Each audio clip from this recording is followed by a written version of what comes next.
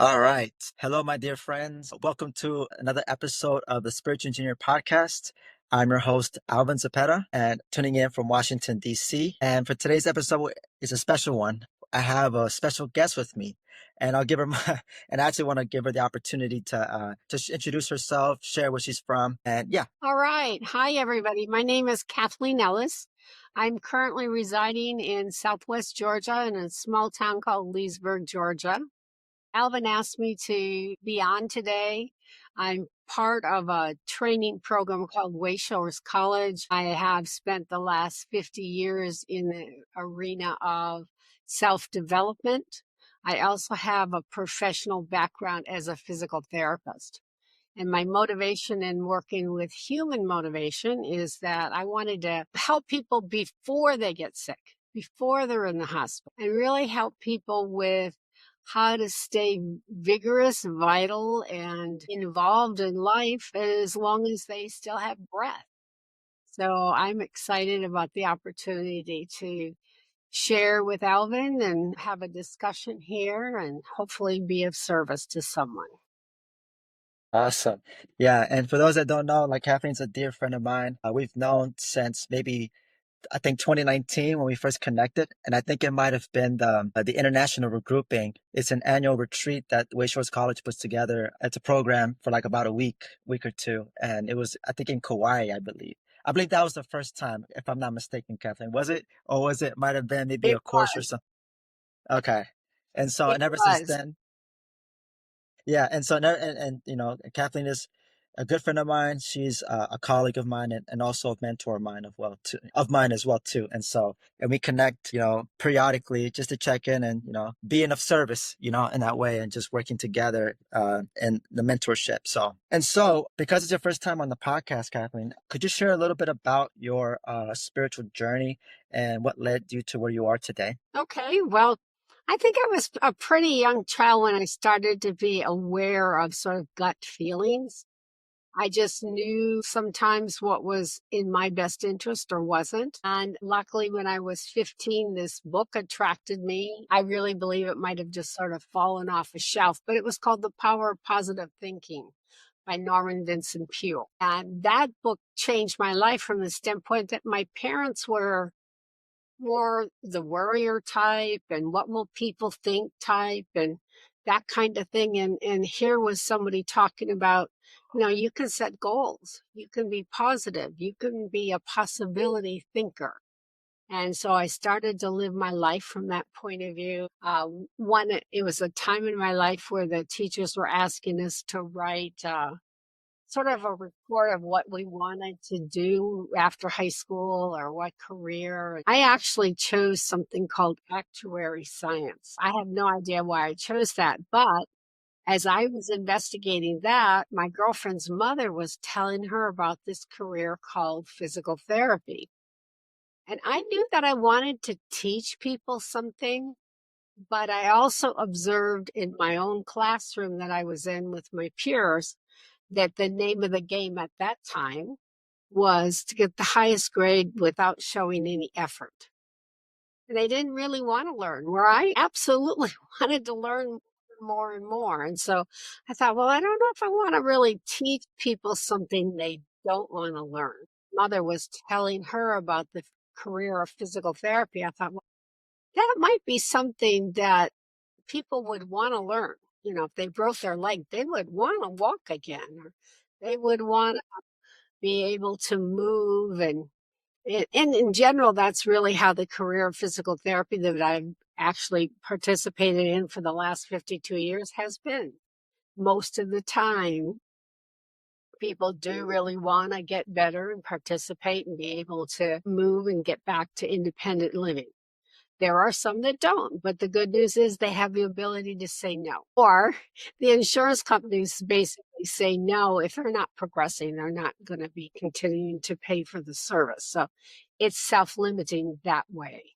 People either graduate and improve or they don't, and their insurance company makes for an end. But in the spiritual world, the reality is because it's somewhat of a self-pay type of thing, people are seeking answers for whatever is in their life bothering them. what we might gain.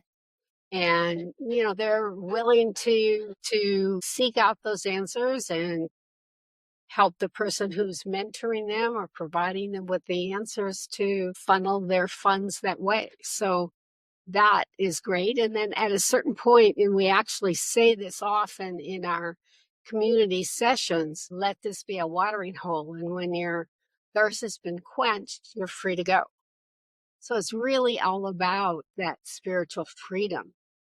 Now, for me, I'm super curious and I really wanted to learn, and I keep learning, constantly expanding my sort of self mastery. I'm continuing to stay involved and learn additional skills that I can pass on to others in tools and techniques for relaxation. Even back in the early 70s, when I got involved in the career of physical therapy, they were talking about how stress was a major cause of people's health issues. And so I was actually in college. I found out that I could take additional classes for no additional money after a certain number of credit hours. And I actually took relaxation training as a college student. I didn't know later on that that relaxation training was setting me up for not only being a better healthcare provider, but also in the arena of being a spiritual educator.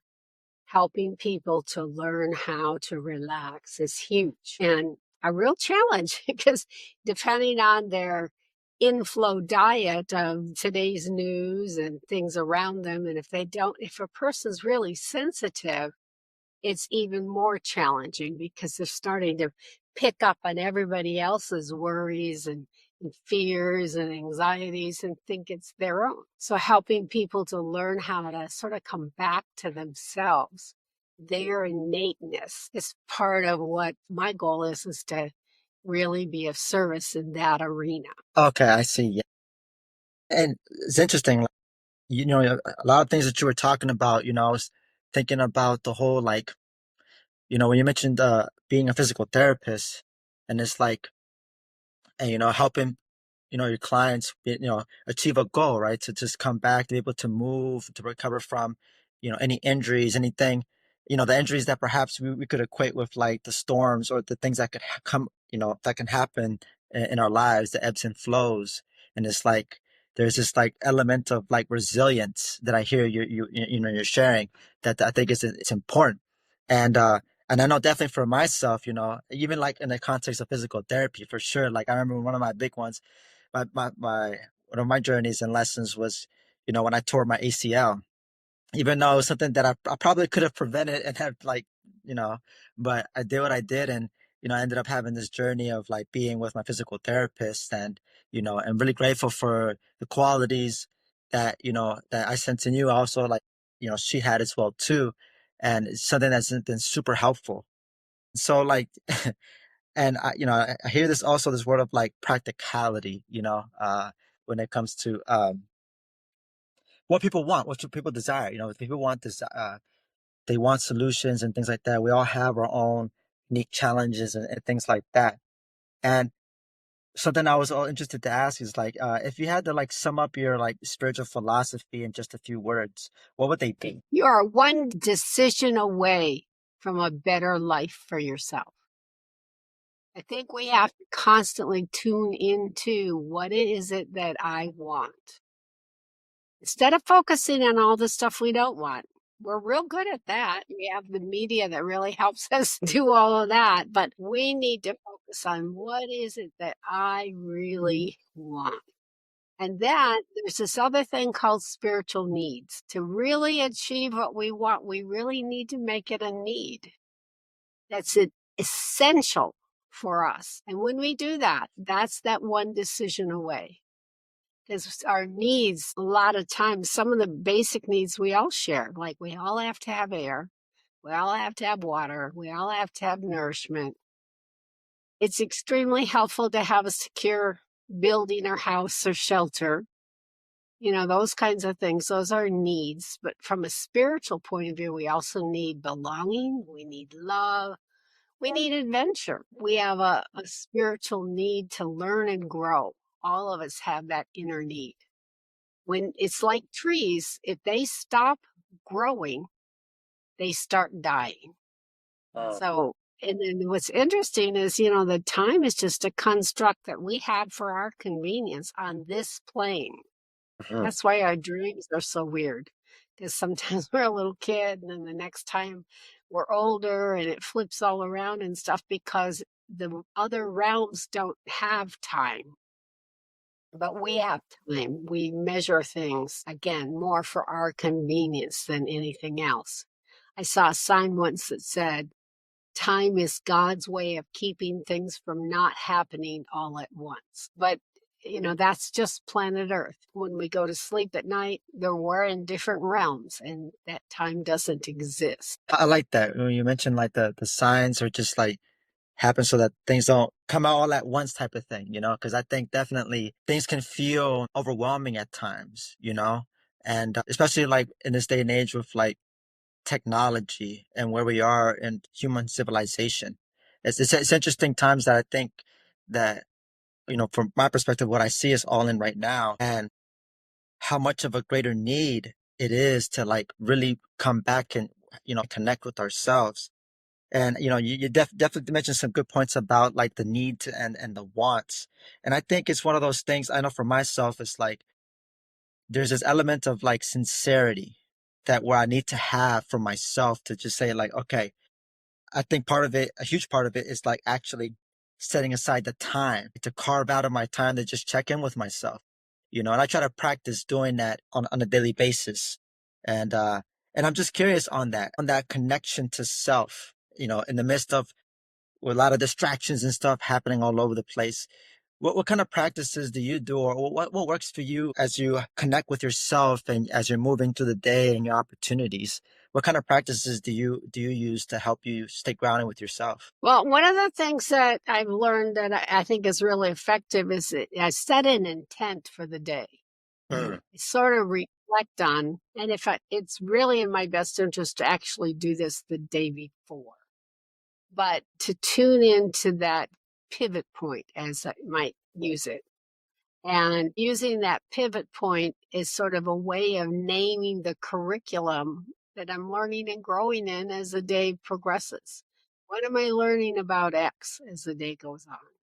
And that helps to keep me grounded. The other thing has to do with taking the time to recenter myself multiple times throughout the day. Like if I'm getting in my car, we have in our program, we have this healing technique called spiritual cleansing. It's very simple, 4-step process.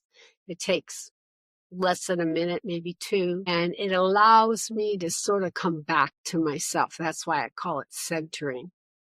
And I feel everything is energy. So I feel like the Native Americans who hundreds of years ago used to send their energy ahead on the trail that they were following. As I drive my car, I'm sending the energy ahead on the path that I'm going to, the environment I'm going into, and that kind of thing. And I've had experiences when I didn't do that. And I don't know if you were with us that time, Alvin, but we were at an international retreat in South Florida. We decided to go out to dinner, and we had had a very enthusiastic, vibrant day. Mhm. And we went into this restaurant and we didn't send our energy ahead. And our energy was so high that it caused one of the waiters to drop a whole tray of food. As soon as that happened, Wow. we realized what was going on.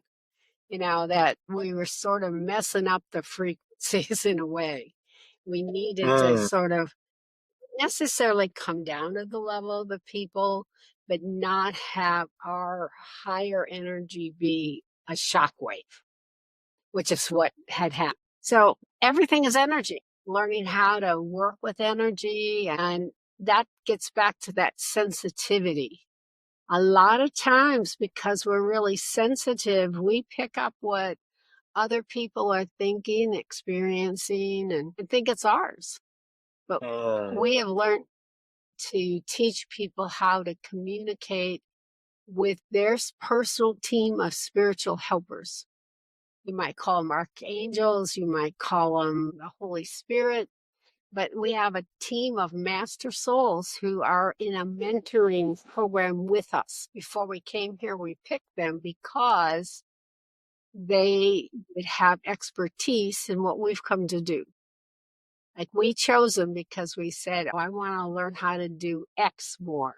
And we picked out a master soul that we knew could help us in those areas. And if we came to work with not that much, not with many people, we might only have one or two helpers. But if we came to work with people, people keep changing their mind. You know, you need a lot of help, in coordination and communication and in insights and all these different areas, just like every other business. And we have help in those areas and learning how to really trust it. It's almost like we designed a trip here this lifetime and we packed everything we needed in advance. That part of the work that I do and the others who have trained with Wayshores Colleges, we're helping people get back to the realities they're perfect for what they've come to do. I can't do what you've come to do, Alvin. You can't do what I've come to do. Each of us have a piece of the puzzle and help other people find their piece of their puzzle, what we would call their life purpose. And we can help them start using tools to live their life more from that priority. You mentioned that word overwhelm.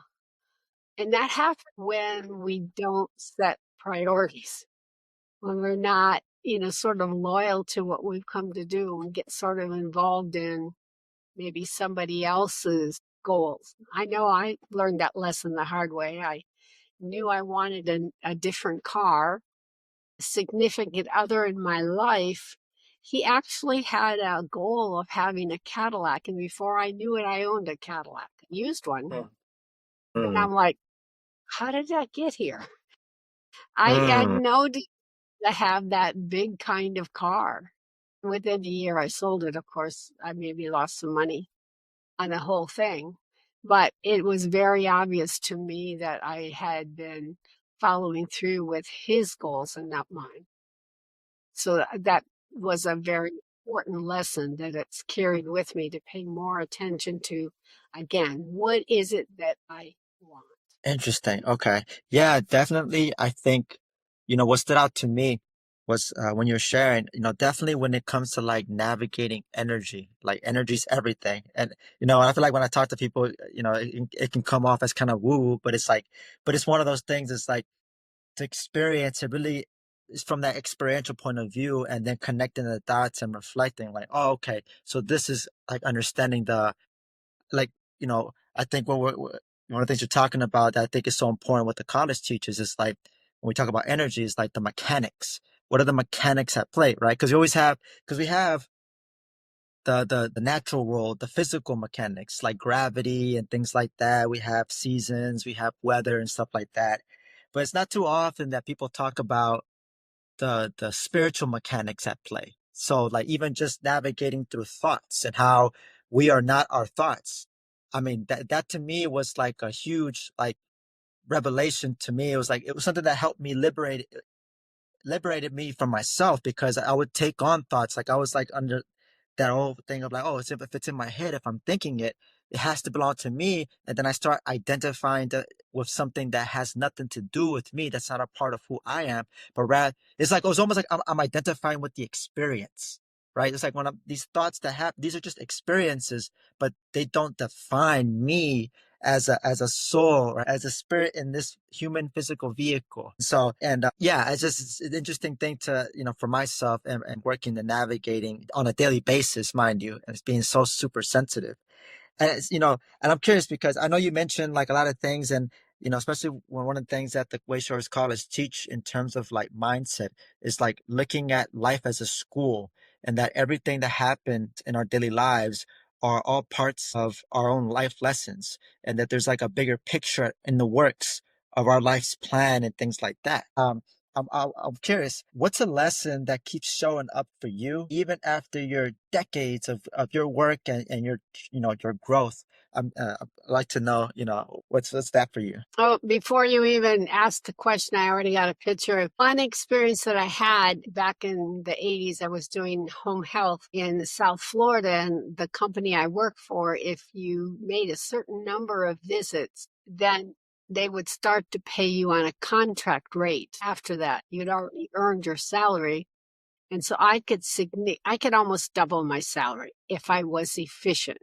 Mm, So I'd start out Monday morning with the goal of I'm going to make this many visits, not cheating anybody. I was providing quality, but mm, I was going to be as efficient as possible. And luckily, my territory was not so huge, like driving 100 miles a day or something like that, that I could indeed accomplish seeing possibly 10 visits a day if I started early and worked a little late. But the reality was one time this is maybe even before cell phones, but I had come out of a person's house. She lived in an apartment building. I was parked in the parking lot. Behind me, there was a long driveway, and I had a Persian van that isn't the easiest to see. And I was sitting there thinking about 3 visits away. In other words, I wasn't thinking about what I'm doing right that moment. And I didn't realize somebody pulled in behind me in the driveway and stopped to let out someone. And so mm, when I went to back up, I hit them. And it was just a small fender bender. And I ended up, paying some money to get it fixed. And I asked my angels, okay, why did that happen? I already knew that if you have an accident, I don't care if it is where you fall down or if it's a motor vehicle thing or whatever, you are not in your right timing. That's the reality of it. So my guide said, well, what were you doing? I was like, okay, yeah, I'm thinking about 3 visits ahead, 2 hours ahead. And they said, well, you can continue to have that habit of focusing on the future and have a bigger accident where you can change. Well, I chose the chose the change, and it still happens. It's easy to fall into that focusing so much about what I want in the future, I forget to live and enjoy the now. People do that mm, all the time. But the reality is now is all we have. We can regroup and learn from the past. That's important. We can plan for the future, but our reality is in the now. And that I have to catch myself sometimes planning about what I'm going to do in so many days or that kind of thing. And yes, I can magnetize it and I can focus it and I can, really work on manifesting that goal for the future or whatever. But at the same time, I am living in the now. And I need constant reminder to be in my now. And that's a real challenge in today's society. mm. So it's interesting as we were talking, I was hearing components and elements of like alignment, and of course, you even mentioned earlier about purpose. And uh, a question I have is, what does it feel like to you when you know you're in flow with your purpose? Life works like clockwork. Mm, I went on a retreat this last week. It was all about being in the slipstream of life, which until last summer, I didn't even know what slipstream really was. But it's really being in the flow of my own energy. And I was in that retreat all week. And then that day I left, and the traffic in Florida is really, really, this time of year, really hard. There's lots of slowdowns and you can't get to where you want to go in an easy manner. I took somebody to the airport and there was a sign that said 3/4 of a mile exit to the airport. I was all prepared to get over, but the reality was there was so much traffic, the other cars were already lined up for that exit. And it was like just a lane going off. It was a whole split in the road, and I was not in the right space. So I had to make the decision to just go on, turn around, and come back. And as we were driving by, we noticed that the cars that had gotten off, they were stopped. There was so much traffic to go to the airport that if had we gotten off, we would have been delayed a significant amount of time.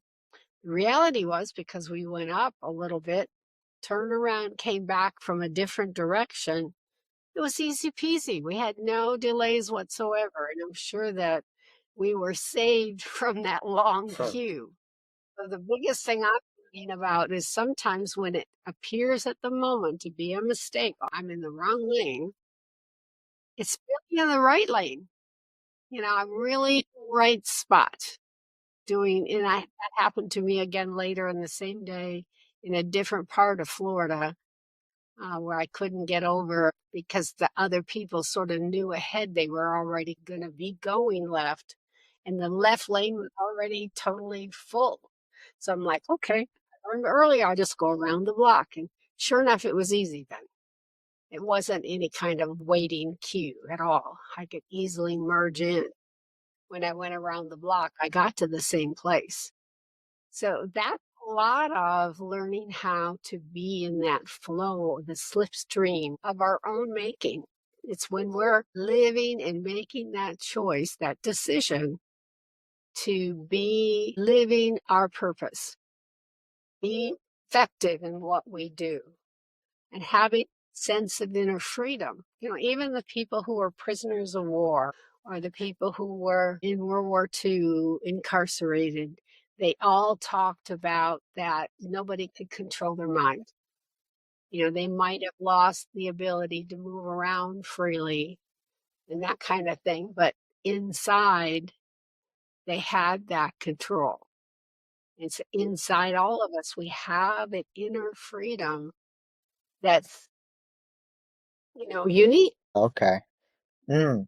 Yeah, that inner power within, is just like it's funny how we're in a world where it's like it's so much of like this intellectual, like, oh, we have to look outside for ourselves, gotta find that thing outside. And it's like you can see this is so many like distractions and things like that out in the world that it's crazy. It's like compared to what we teach and stuff like that, and then what we see out in the world, it's like why I actually believe and know like people who are doing the inner work, whatever practice that they do is something very vital and necessary. 100% I agree with you, and you're sharing about that. So now I was so some questions, to kind of wrap us up to a close here. We definitely share a lot of good things, and I'm sure for the people that are listening, you're probably tuning into this because curious and wondering about something to help you in your own spiritual journey. A question that I have for you, Kathleen, another one is just if someone listening, feels stuck on their path or unsure where to start, what's one simple step they can take today? Take a moment to just breathe and tune in to their own inner truth and just sort of let that past be in the past and then the future to be confident, trust like the bird. The bird doesn't sit there worrying about whether it's going to have more food or whatever. It just is. So just take that moment to just breathe and allow who you are and your uniqueness and to be trusting that you're in the right place at the right time doing the right thing. I like that trust. Boy, do I know I need some of that in my life. I always enjoy our conversations, Kathleen. I feel like, whenever, whether it's like we're just talking or, in the context of just like a little mentoring, work helping me work through my stuff or even just getting into in social situations, just having conversations. I definitely, appreciate connecting with you. And it's just like, I've always, I'll never forget, the time when we had this one, there was that one international retreat we went to, that you were sharing up in the front. And I remember, and this is, kind of tuning into my sensitivity, something that which we all have, what we call psychic abilities and things like that. And I know for me, one of the interesting experiences I remember when you were standing up there and sharing, I remember seeing like your aura, and I can remember seeing like almost kind of like looking like spikes of light from your aura, just kind of like there's almost like this like projection. That was a very interesting little imagery that I saw, but it was like very expansive and it was like very dynamic type of thing. And so that's something that I definitely, I appreciate, when you share, it's like there's this like this charisma, there's this way of just like, really embodying just like in this little bit of a dance in many ways, and just like this pure enjoyment of just sharing and really being of service. So I definitely, appreciate like so many things. I appreciate you so much, Kathleen. And so to wrap us off, just one final question, and is what's something on your mind lately that's been inspiring or challenging you? I think probably the reality is there's a lot of change in the world, and there's anything in life that I resist persists. So if I resist change, I'm actually just making more trouble for myself. So recognizing that in change, whatever it is, that there's the positive qualities to it. And I can embrace change. And I definitely don't want to be in the same spot that I am today next week. I want growth. I want expansion. I have to go through change and transformation to get to that spot. And it isn't always going to be super comfortable. It's very comfortable in the comfort zone, but the reality is there's in the comfort zone. So to grow and expand, and that's my part of my purpose, and we all share that. I need to go through change, adopt it, embrace it, and bless it. Well, I appreciate you sharing so much, Kathleen. There's so much.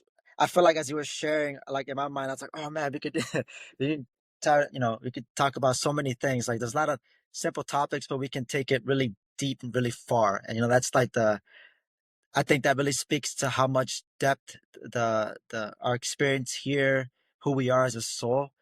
So, but I know we wanted to just keep this very short and sweet for our listeners here. Anyway, nevertheless, Kathleen, I appreciate you for coming on, and for those listening, for tuning in.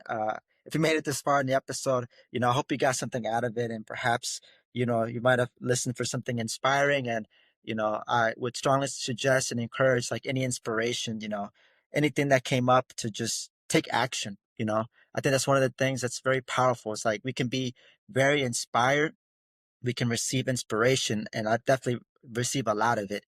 But I think it's definitely very powerful to take action on the inspiration as well too.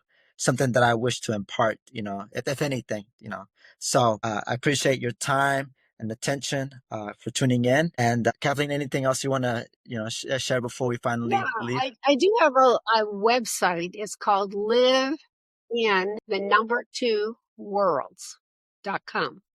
And the reality is, we live in two worlds. We live in that internal spiritual world, and we live on planet Earth, that external world. And we have to balance both of those. So live in two worlds.com. And you can contact me through that website. I'd be happy to answer any questions people have there. There's one-on-one services that are available, consultations to really assist a person to start discerning what it is that they want, what their life purpose is, what their resources are. And there's even ongoing community sessions that can help them to start getting through all the different layers that's not them, back to their essence of who they really are. Hmm. Awesome. Okay. Well, perfect. Great. And I'll be sure to add your information too in the show notes. So for those listening, just to check out the show notes if you wish to connect with more with Kathleen Ellis. So there we have it, y'all. So this has been another episode of Spiritual Engineer Podcast. I'm your host, Alvin, signing out. And take care, my friend. Thank you, Alvin. I appreciate the opportunity to share. All right. Thank you all. Have a good day.